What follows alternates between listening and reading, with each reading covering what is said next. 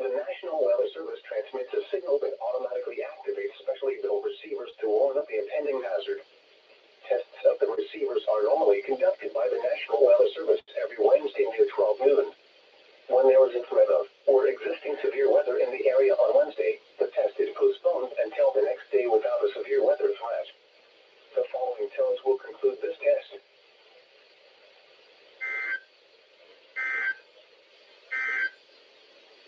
Stampede Pass, sunny 36. Ellensburg, sunny 53.